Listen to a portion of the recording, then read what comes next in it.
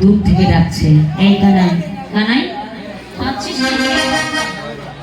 কানাই বসে আছে তো, আর শুনেছে বাবা যাই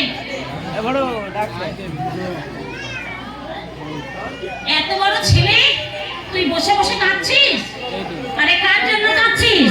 শোন, তুই যার জন্য কাঁদছিস আমি বুঝতে পেরেছি।